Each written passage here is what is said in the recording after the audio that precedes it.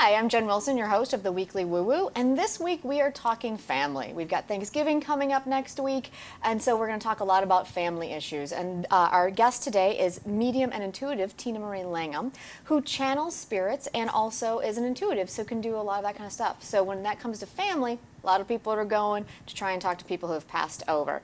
So let's get started and let's talk some woo woo. What exactly is mediumship and channeling? Something that's been going around for a really long time. You've got seances, you've got people who've always been wanting to talk to people on the other side and that kind of stuff. But how does one actually communicate with spirit? And this is something Tina's going to get into more with us later. But there's clairvoyance, which is clear seeing, clairaudience, which is clear hearing, clairsentience, which is clear sensing, and claircognizance, which is clear knowing. And she's going to let me know if I pronounced all of those correctly. And there's a couple more that are there. There's clear smelling, and there's one other that I was a little hazy on, but we'll cover that one in a minute. So what is it that draws people to seek out this type of knowing and seeing and the other side? And a lot of the times it's meeting and talking to someone who's passed over, or maybe it's a pet, but something that you want to know about the other side. Is there another side? All that kind of stuff. And so we're going to really dive into that. In addition to talking to Tina about all of her gifts on talking to the other side, we are going to talk to Lauren about how you can survive your very own family Thanksgiving with all the aspects that are coming up for the Turkey Day next week. So let's turn it over, without further ado, to Lauren to talk to us about Turkey Day. Lauren, what do we got going on? Well, Turkey Day and the day right before Turkey Day, we have a few astrological markers going on. To start with the eve of Thanksgiving, we've got the moon conjuncting Mars in Virgo. Now, right now, Mars doesn't really have any aspects that it's making because it's in the very end of Virgo, which is a mutable sign, and everything else is scattered throughout mostly cardinal signs. But when the moon comes up to conjunct Mars, you feel very impulsive and very passionate. Everything that you're feeling all of a sudden takes on a immediacy to it. So the eve of Thanksgiving with this going on, you're probably going to experience the need to just say whatever you feel and to blurt it, but don't, because you probably wouldn't be reacting that way on any other day. It's just a passing mood. You know, the moon changes signs all the time, and in fact, the next day on Thanksgiving proper, it's already going to be in a new sign in Libra. Now, what's going to be really interesting about it moving into Libra is that it's going to fill in the T-square. It's going to create a T-square to Pluto in Capricorn and to Uranus in Aries. So whenever a T-square gets formed, there's a lot of energies that need an outlet. In this case, Libra moons are pretty diplomatic. They want to be able to see every side of things. They're very balanced. They're good for social interactions. So what you might get to experience on Turkey Day is the ability to really change things with your family, to change existing structures, to allow them to transform. That's the best way out of it. And the way to do this, as Libra moon knows, and hopefully you will be able to tap into with Libra moon in the air, is to be somebody's friend. You know, if you have an existing, like let's say you have a family where it's pretty much my way or the highway, and people are really stubborn and set in their ways, and they always have the same opinions, and it's always the same conversation. Instead of reacting the way that you usually act and playing your role in the whole family game, just listen to the other person, become their friend, be on their side. And when you do that, whatever you have to say to that person, they're going to see it in a new light. And so if you tap into this energy in that way, you have the potential to transform long-standing family structures that maybe have limited communication and have not allowed to have the harmony that you want. A really good way to be able to observe this is just to look at children. Libra tends to highlight any issues with children because they have a way of being more honest and more direct. Oh, yes. They really do. And so just... The kids' table rules Thanksgiving. It does. So pay attention to the kids, give them the attention that they're wanting, and see how that ends up transforming the entire room and the entire environment. And realize that all of us are actually just little kids in grown-up bodies. Excellent. And we all want the same thing. So that basically wraps us up for that day. Just one more thing, with Venus going on really strong in the heavens right now, with it conjuncting Pluto, and with it making that aspect to the moon a little bit later in the evening as the moon moves forward. In Libra, feminine energy is going to play a big role. So if you don't know the adage, happy wife, happy life, you're going to after this Thanksgiving. Well, that kind of actually brings us to our actually one mailbag question, which is from a Leo woman who wants to know what does it mean that she is in a masculine sign as a woman? Okay, so all of the zodiac signs are either masculine or feminine. And what that basically means is that there's an energy that all of them are energies, and those energies feel natural acting in certain ways. So masculine energies feel natural, creating change, going out and being extroverted and using their willpower to get things done. Feminine energies feel more passive. They're quieter. They observe situations and they allow things to come to them as they're happening.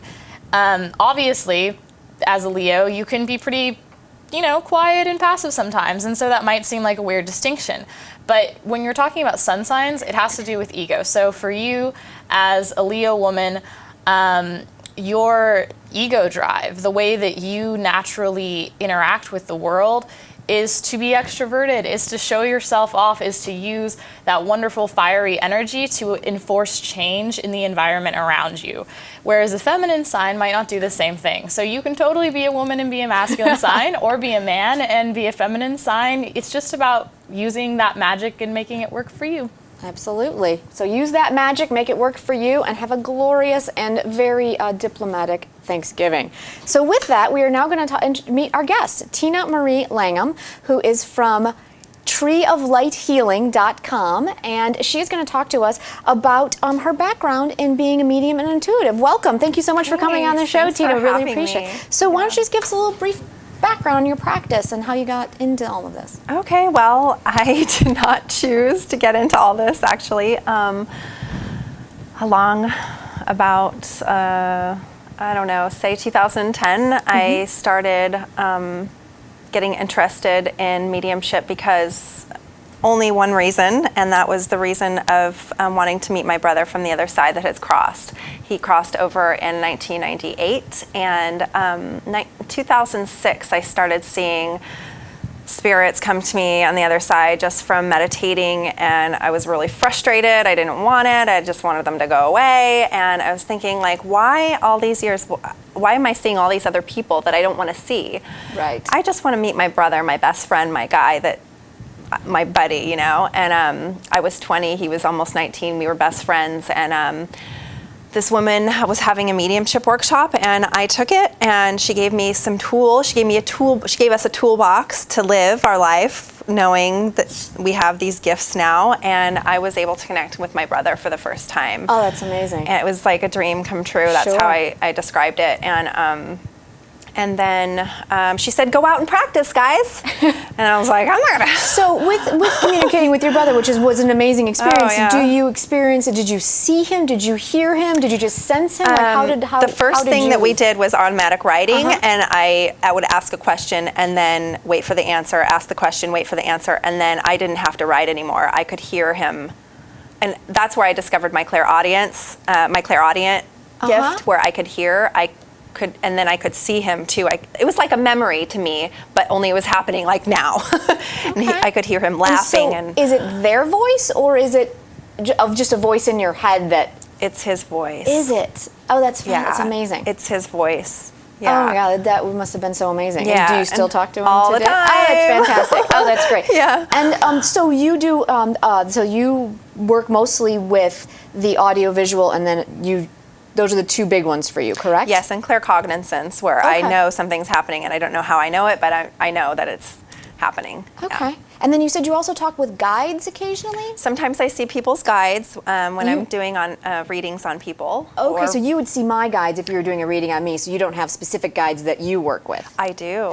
Do you? Yeah, all the time. Are they Yeah. always the same, or do No, they change up a little they bit? do change up a little bit. I feel like I just had a new guide come into my life, but this one guide that I've been working with for the last few years has been a man.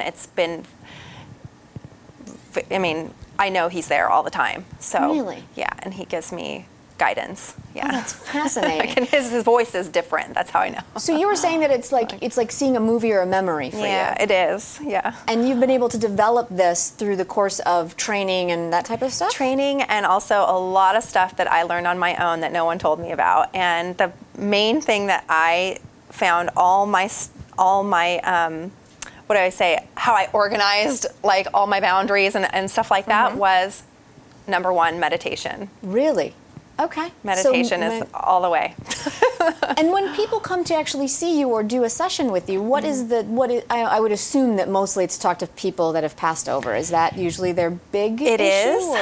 Yeah, like if they just had somebody pass over, they have a lot of decisions to make, or they just want clarification, or sometimes they had a fight right before they died. They want to just clarify some stuff, or gosh, there's all kinds of different reasons. But in that session, what I do is also a lot of psychic stuff that comes up that has nothing to do with the deceased loved one transitioning. It doesn't have anything to do with that. It actually, I can get, like I was telling somebody yesterday that not all psychics are mediums, but all mediums are psychics. So it's really, it comes hand in hand. So okay. So for you, it comes hand in hand. That's just so if someone wanted to develop their own psychic, you recommend meditation, and then I believe you also have maybe you also teach how to help develop that. I correct? do.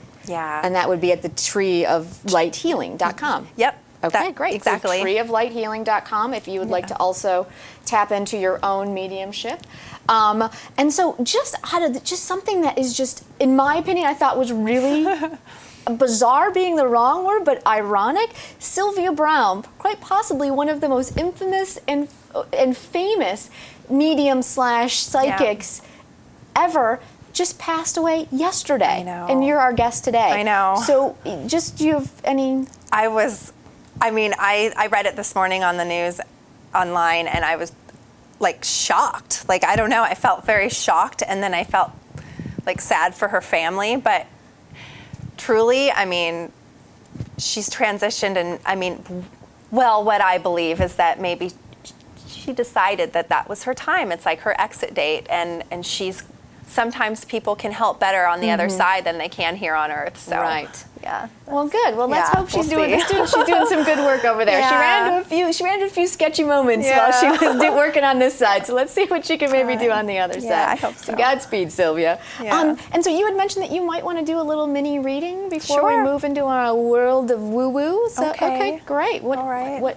How do you the floor do it? is yours. How would you like to go about doing that? Well, would you like me to? Sure. Okay. Okay. How about you? Okay. What do you need to know? Sure. Okay. Well, first I'd like to ask you if there's anybody that you would like to contact on the other side, or maybe you have a general question in your life that you'd like to. Oh, wow. Well, okay, I'm all of a sudden all flustered already. Probably my Uncle Ted. Uncle Ted. And I'll probably start crying if he's actually there. So bear with me, especially Mom. Oh, yeah, Ted. Did you die fairly young? Yes. Yeah. Is he tall and slender? Yes. Yeah. He's wow, he's a magical person. He's a really, really nice person. I feel his energy. Actually, he just came in the room. He's right there over on your left. And if you can kind of go like this in the front of you and feel how the air is kind of flowing and free, and go right next to you and see how it's a little bit more dense, up, a little bit back further. There you go. Hey, UT. You can feel him? How's it going? Some people Yes. can't feel it, but you can actually bit. feel the denseness in the air change. So he is there with you. He's showing me a baseball cap. What does that mean? If he was showing you flannel, I would know what that. The baseball He actually cap, I'm took not it sure. and put it on his head. He's showing me something with that. Baseball hat. And it might not be in relation to anything that you know, but maybe Mom knows. Okay, Mom. So, We're gonna get on that. Okay. Baseball cap with Uncle Ted. okay. Gosh, he's a lot happier. He just wants you to know that he didn't suffer. There was a lot of worry about if he suffered or not. He did not suffer. So, Oh, good. yeah, he crossed right over. Excellent. He's doing what he wants. Yeah, and he said anything he wants. That is Okay. very much Uncle Ted. Okay, Yes. good. Yeah. Good. I'm right. so glad to Thank hear you. that. Thank you so hope much. that was okay. Oh my God. Yeah. See, Mom, Just I know told he's you. there. He's there. Yeah. All right. Whenever you say his name, there he is. Excellent. Okay. Thank you so much. Oh my God. Okay, and I didn't cry through that, so that was epic. So, all right. So let's move on into our little segment called Woo Woo in the World. All right. So, fascinating. Right before we actually came to shoot the show, the Democrats opted for the nuclear option in the Senate, and it passed. So, fascinating thing you can kind of see on this graphic that we've got is in the course of the last couple of presidencies, the House has not been, not the House, the Senate has not been able to get some judiciary things through because of all of this filibustering. So they aren't even able to get just nominations through. And so Harry Reid actually went ahead and did the nuclear option, and it passed. Fascinates me because I'm a huge political junkie, anyone who knows me. So quickly, tell me what astrologically that is all about. Well, astrologically, this is another example of Pluto doing its magic in terms of restructuring and reshaping our government. To have Thank something you, like this Pluto. class, it's going to obviously affect very strongly the way that we're able to move forward in the government. And there's been a lot of slowdowns that have been happening, especially with Mercury retrograde.